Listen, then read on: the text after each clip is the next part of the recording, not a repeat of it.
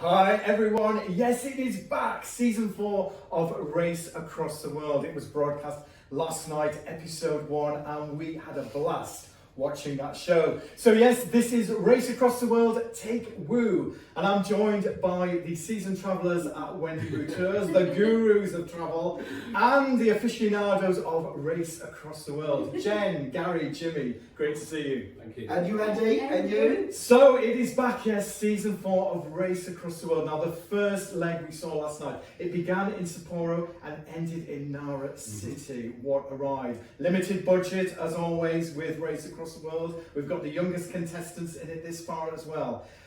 So guys, I've got to ask, we all want to know, don't we, who are your favourites? Who are the early favourites to win? Who are you rooting for? I'm rooting for Alfie and Owen, the two young guys. I think they have got something between their head that's going to make them do it. They're young, they're dynamic. I think they're going to go off the beaten track, they're going to find shortcuts, they're going to be able to get to this checkpoint just ahead of the other people, just because they're young, they're carefree. I think they're going to do it. But Jimmy, do you think they're going to stay as friends? Because there's a lot of bickering and falling out. I think they will, to be honest. I think they're the kind that might have a little spark, a little argument, and then 5 minutes later they'll have a hug and they'll be absolutely perfect again.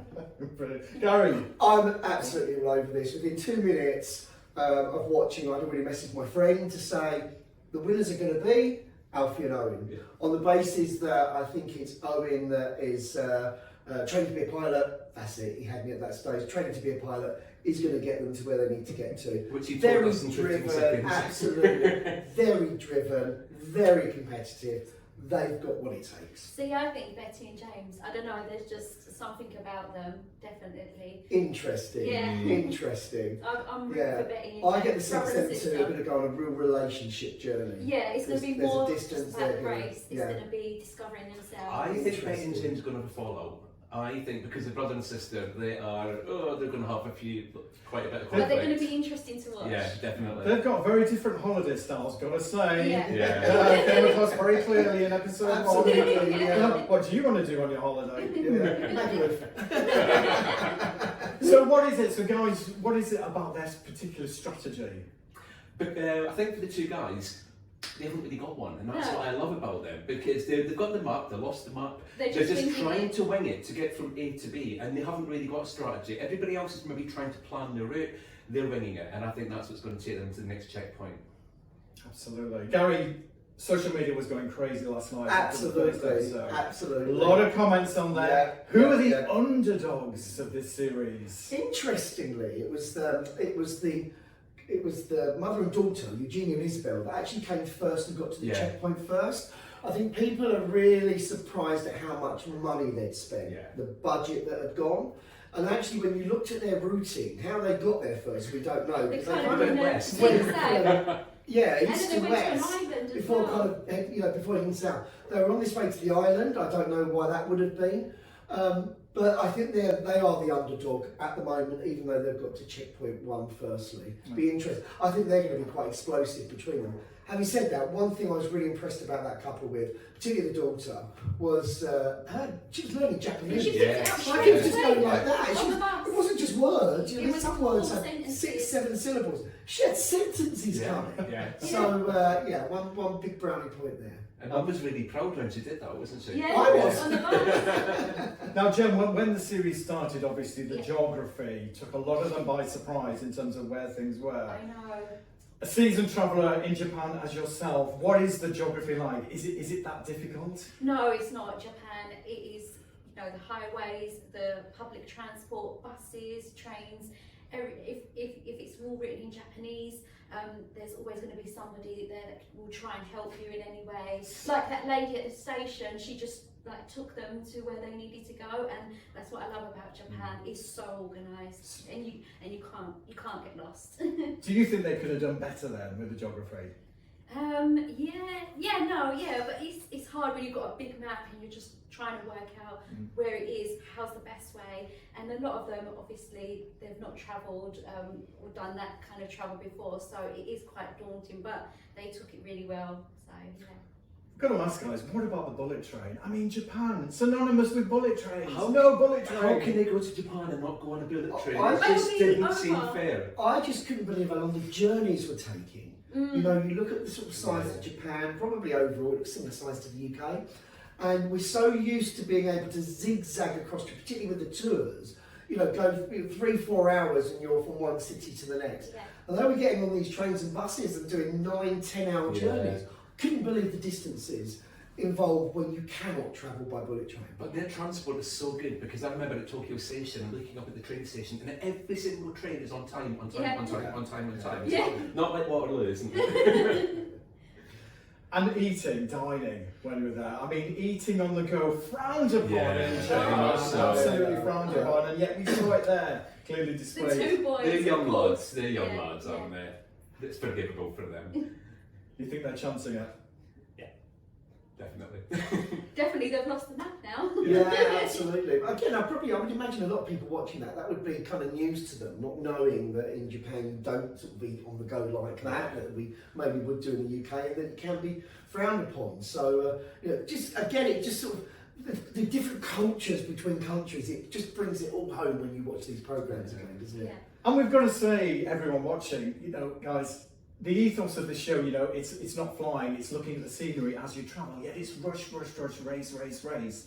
In the show, got to ask you, as seasoned travellers in Japan, you know, if you have to stop, soak up the atmosphere, really live that experience, where are your top destinations? Oh, that's a tough one, isn't it? To me, it's Fuji. You've got Japan is Fuji, Mount Fuji, 100%. That's the #1 place you must go to. I loved Stephen Viv going to the Japanese Alps. You know, you got a glimpse of the Japanese monkeys there, and they were kind of doing, as you do in the onsens, whereby, you know, naked and having that experience. Yeah. I absolutely loved them going off to do that. Well, should they have been in the onsen? They're in a race. They're not there to No, enjoy themselves and you know relax what, in this thermal pool. To a They're in a degree, race. I disagree though. Do you know what? If you're in Japan, That's what you've got to do. got Yeah, to enjoy yeah. it. You may never go there again. Go there and enjoy it. It's a bit like the Brydie and Sharon, you know, the other mother and daughter. They went off and they were sort of, you know, things from the shops and really getting into the culture of things. I think you've got to get the balance right with this. Yes, it's a race, but enjoy the journey as well. Definitely. Yeah. Well, one thing that came across really strong with Stephen and Viv, I mean, they're walking around, they're holding hands everywhere, they're really enjoying the moments. What do you think, Jenna? Have they got it right? Are they living it properly? Yeah, I think the others could take a note out of Steve and Viv and enjoy it as they go along. Yeah, it's a race, but you've got to enjoy it, because the boys, they just went straight to Tokyo, and there's so much that they could have done and see on that way down. So yeah. You're thinking of the cash prize, aren't they? He's got his pilot training. He's got his pilot training. Well, one thing that we loved on the show last night was doing the extra work to earn some money to actually help you on the travelling as well. What would you guys do if you had to one thing that you could do in Japan one day to earn some extra money? I'd be a One job. sumo wrestler. Don't make the babies cry. I think I don't know, go and work in a farm somewhere. Like I like what Steve and Viv done with the wasabi. That was really nice. Yeah, and they got to taste it. Yeah. And I think again, just looking at this, how Stephen and Viv really got to know the locals. Yeah. I mean, they really enjoyed that, took that time. I mean, to me, they're my favourites, Yeah. absolutely. After Betty and James. I'm going to polish the rickshaws. Polish the rickshaws. And guys, what about Isabel and Eugenie? Obviously lost a lot of budget very quickly. Yeah. Were they too frivolous? I think they were far too frivolous. They didn't think it through. They made all the wrong decisions. They've going for the connections, thinks, oh, I've missed the connection. They need to take a step back and try and structure their day a little bit better than what they're doing, because they were lucky to have won the first one. I don't think that was skill. I think that was luck. Yeah. And the minute they were going on, we might have to get a taxi, we might have to get a taxi. Yeah. That would be the lowest thing. Exactly. Last thing on my mind if I was on a budget in Japan to be thinking about that. Yeah. I'd rather hitchhike. Yeah. So guys, summing it up, one big mistake from the show last night. One big mistake. Oh, there was quite a lot of little mistakes. I don't think there was one big one that I noticed last night. Just Eugenie and Isabel just not planning. They need to plan, girls. For the brother and sister, I would say it was when they had their meal. And they were so shocked at the price of the meal.